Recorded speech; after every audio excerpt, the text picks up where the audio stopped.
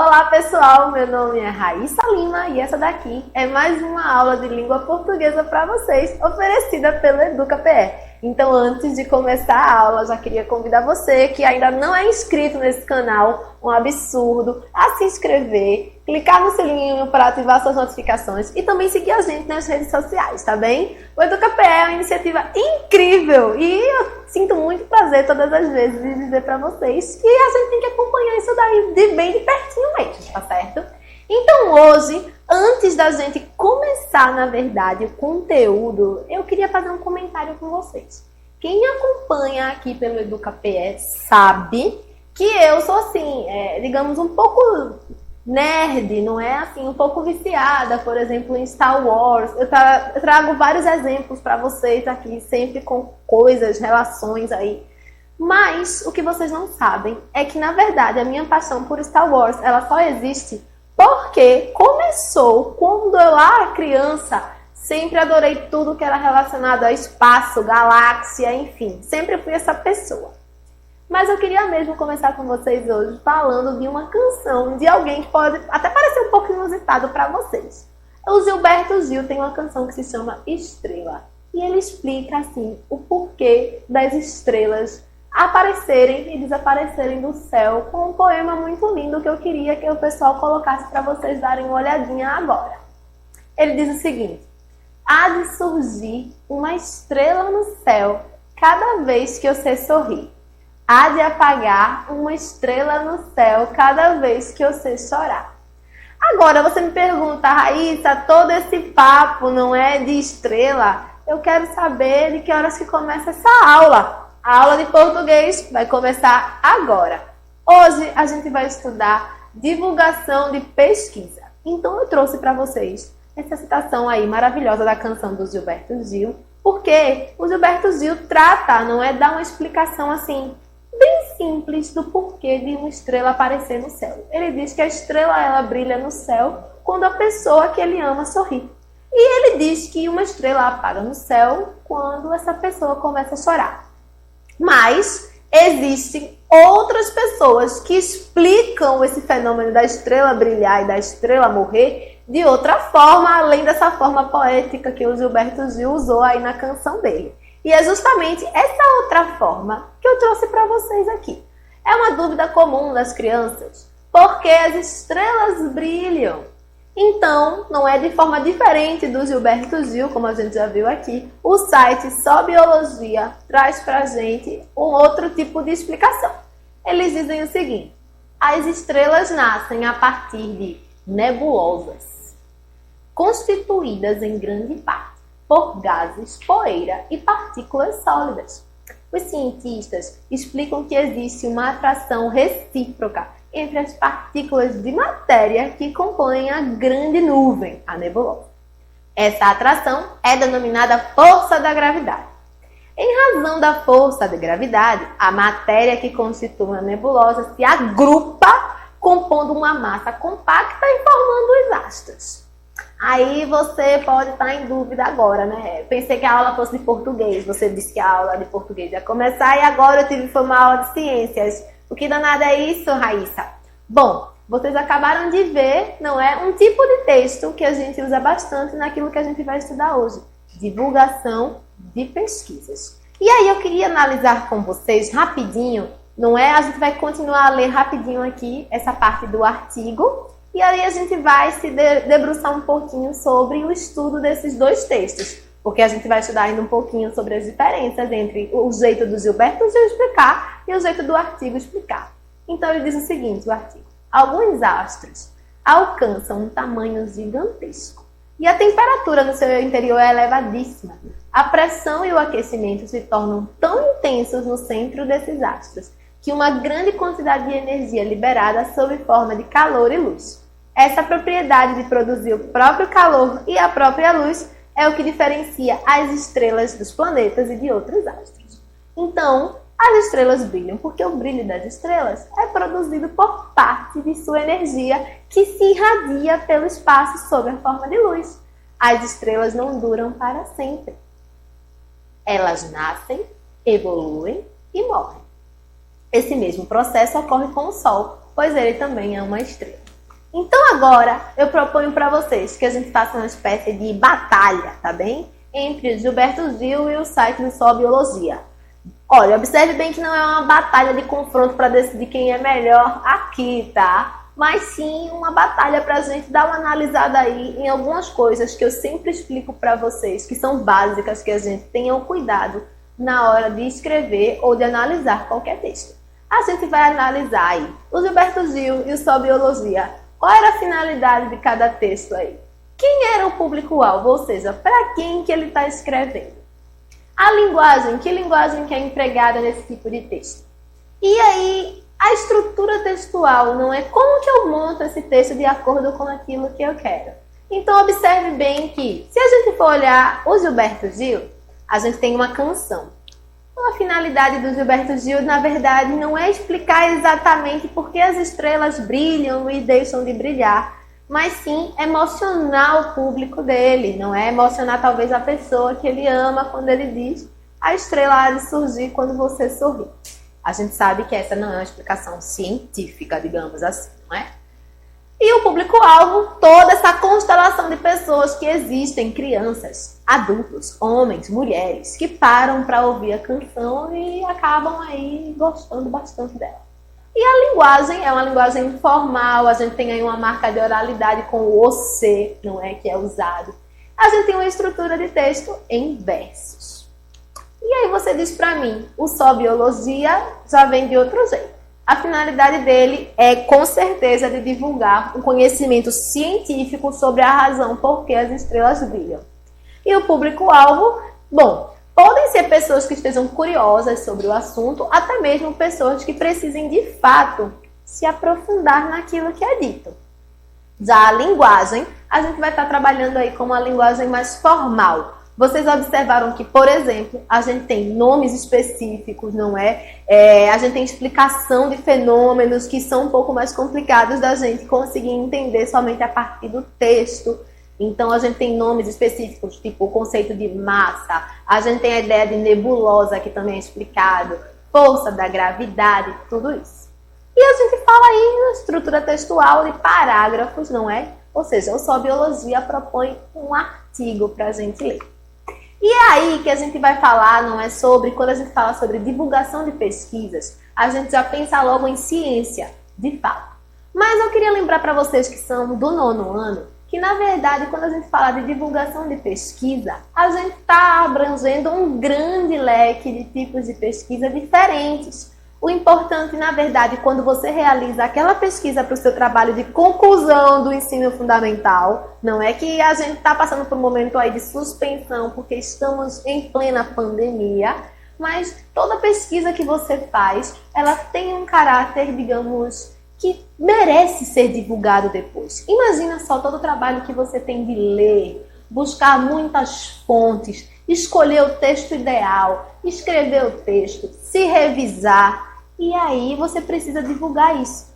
Então, um dos formatos, na verdade, é o formato de artigo. E a gente acabou de ver o artigo do site Só Biologia, que, na verdade, se você achou tão difícil quanto eu, que sou, né, da área de língua portuguesa, você vai ficar chocado agora com um artigo que é muito mais específico, como o do jornal da USP, que é a Universidade de São Paulo. Eu trouxe aqui para vocês darem uma olhadinha. Pessoal, pode colocar na tela cheia, por favor, o slide. Olha aí. Possível supernova na galáxia empolga, mas tudo indica que Betelgeuse ainda não explodiu. Então, ele vai falar aí sobre, não é, um fenômeno, e a gente vai dar uma lida agora. Quando uma estrela chega ao fim da vida, ela começa a dar sinais de que vai morrer, que são observados e analisados pelos astrônomos, tentando entender o que está acontecendo.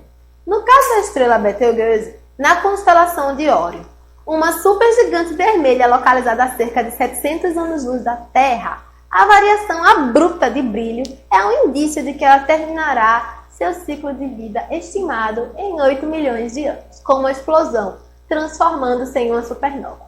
Os cientistas calculam que essa explosão ocorrerá dentro de 100 mil anos. Até aí, tudo bem. A gente pode não saber o que seria uma supernova, o que é uma supergigante vermelha, a classificação do astro, mas até aí a gente ainda acompanha. Observe agora o segundo parágrafo. No entanto, em 14 de janeiro, foi divulgada a detecção de uma queda acentuada e repentina de brilho, acompanhada do alerta de uma emissão de ondas gravitacionais numa região próxima da estrela feita por um observatório nos Estados Unidos. Os dois anúncios criaram a expectativa de que a explosão aconteceu, porém, as chances da estrela ter explodido são pequenas, afirma o astrônomo Jorge Melendez, professor do Instituto de Astronomia, Geofísica e Ciências Atmosféricas da USP.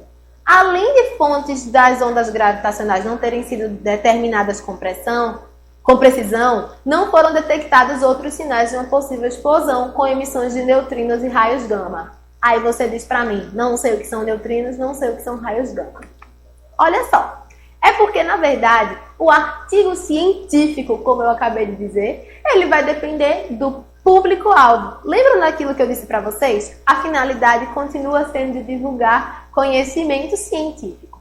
Mas a gente tem um público-alvo que na Universidade de São Paulo exige dados um pouco mais determinados sobre a pesquisa aí com a estrela que a gente acabou de ver. Será que ela morreu ou não morreu? Supernova é um fenômeno aí que acontece quando a estrela tá para morrer, não é? Então, quando ela tá para sumir do mapa. E aí eles acharam que era o que tinha acontecido e não tinha. Então, na verdade, o artigo científico tem algumas características que, se a gente for comparar esse que a gente acabou de ler da universidade com o artigo que a gente leu do site Só Biologia, a gente observa que temos algumas adaptações do site Só Biologia. Linguagem objetiva, rigorosa e precisa, sim, é a característica básica da linguagem do artigo científico. Uso de vocabulário técnico e científico. Esse daí depende do nível. Se você tem um artigo científico para ser publicado numa universidade, vai vir aí com conceitos que a gente não sabe do que é. Neutrino, não é? Esse tipo de coisa, nunca nem ouvi falar. Você tem a apresentação de argumentos ou contra-argumentos. Lembram quando eu disse que não é somente pesquisa em ciências exatas ou da área das ciências da natureza que merecem ser divulgadas? Muitas vezes, as pesquisas em ciências humanas, não é? Então, em língua portuguesa, literatura, história, geografia, na verdade, baseiam o artigo científico em argumentos e contra-argumentos. Lembrando a você, argumento é aquilo que a gente usa para basear aí aquela nossa opinião. A gente também tem, como a gente acabou de ver agora, esse foi um exemplo maravilhoso, não é, do artigo, utilização de numerais ordinais e cardinais. Isso acontece muito, então 700 milhões de anos-luz da Terra, de não sei quantos mil quilômetros. Então tudo isso estava lá presente, não é? Porque são dados que não deixam mentir sobre as pesquisas realizadas e eles podem ser comprovados se alguém disser assim, discordo. E aí a pessoa, pois eu comprovo.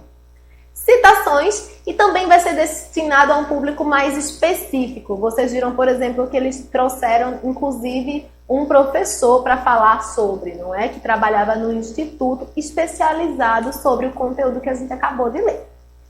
Mas eu queria dizer para vocês que não é todo artigo científico que é assim não, entendeu? Eu já trouxe alguns aqui para vocês e vocês talvez nem tenham reparado ainda.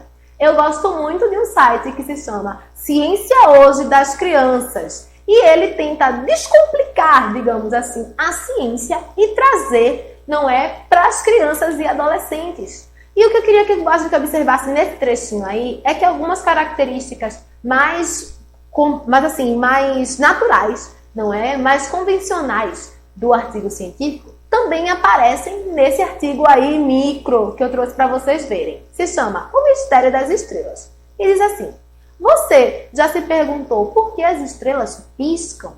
Pois a nossa leitora Eduarda ela, para tirar essa dúvida, foi conversar com o astrônomo Jaime Vilas da Rocha, da Universidade Federal do Rio de Janeiro.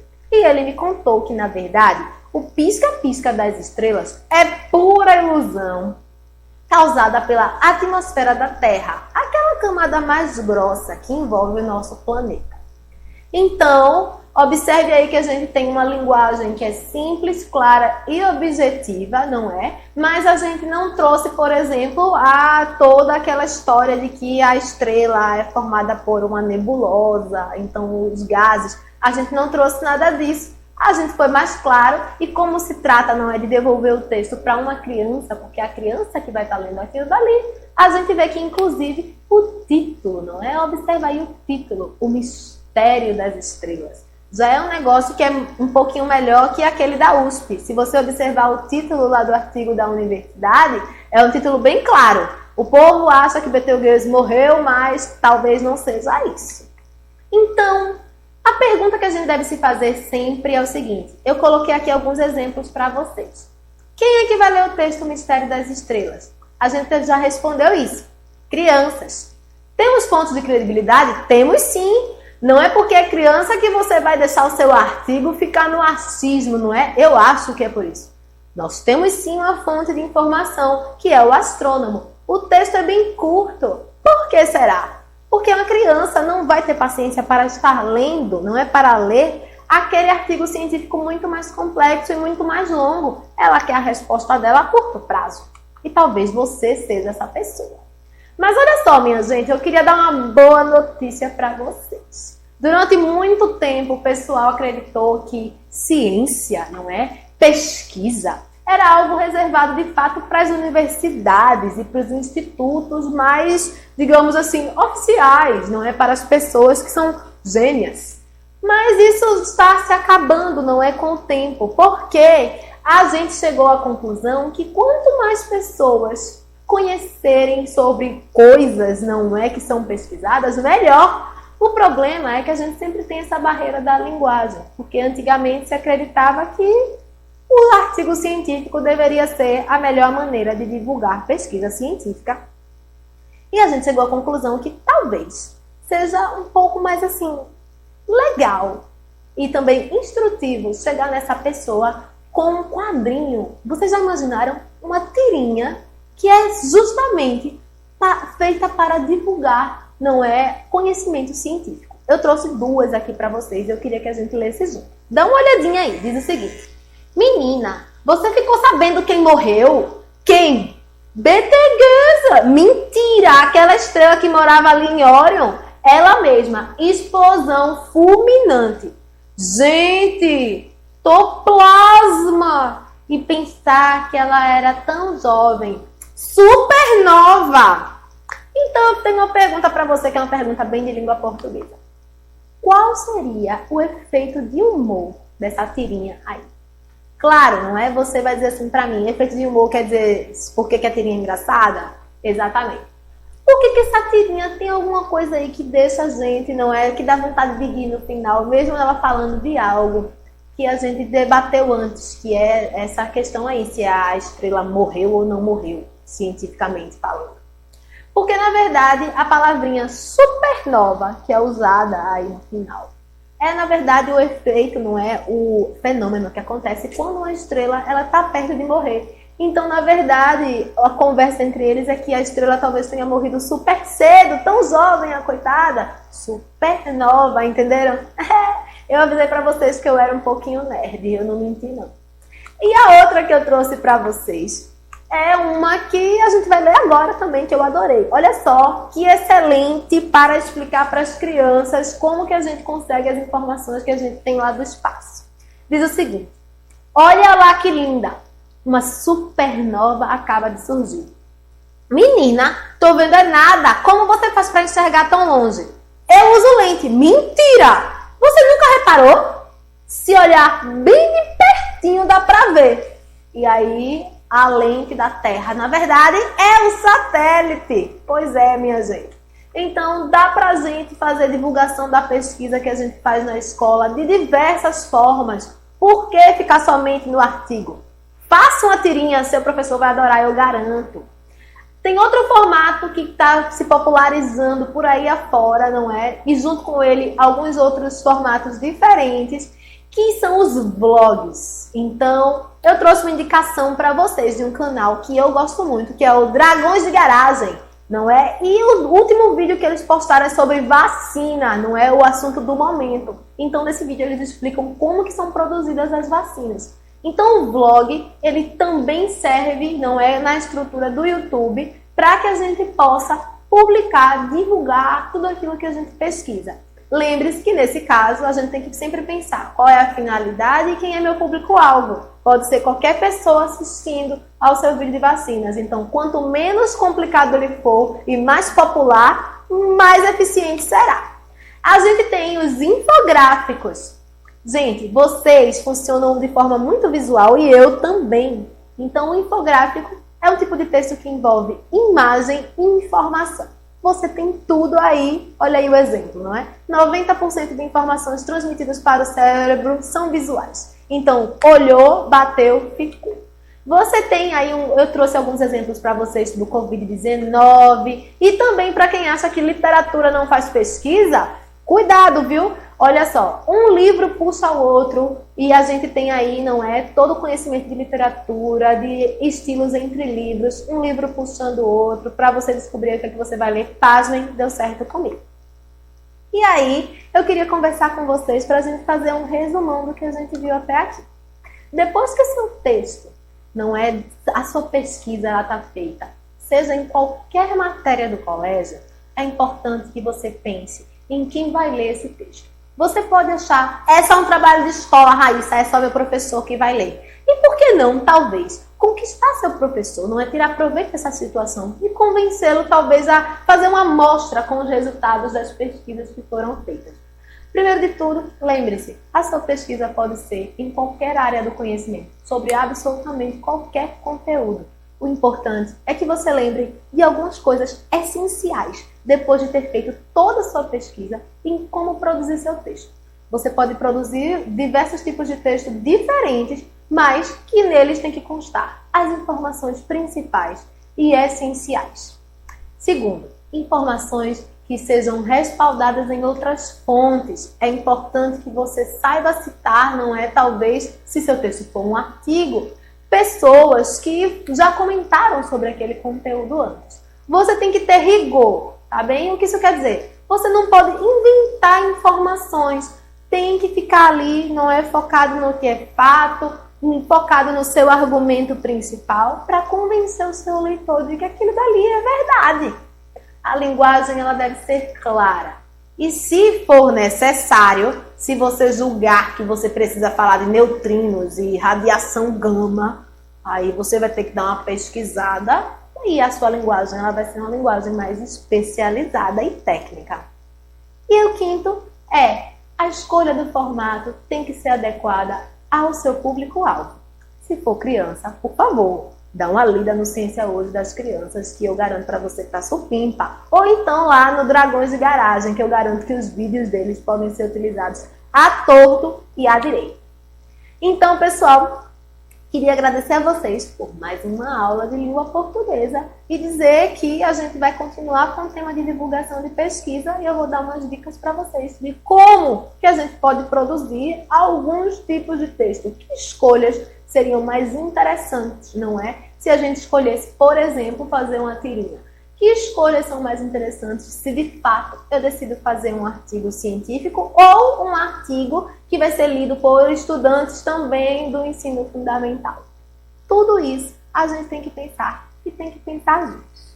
Então eu queria lembrar você de se inscrever aqui no canal do EducaPE mais uma vez e também de me seguir. Se você quiser me seguir, o meu Instagram é @birossoemsala, tá bem? Porque não é, estamos aí, eu estou sem sala de aula, mas estou sempre conectada com vocês. É tudo juntinho para quem tem dúvida. Eu também tenho um canal no YouTube, então aproveita depois que terminar essa aulinha aqui do EducaPE, checa lá, também é o Birô Sem Sala, porque a gente está aí na pandemia e eu achei importante manter esse contato. Queria agradecer mais uma vez. Até a próxima aula de língua portuguesa.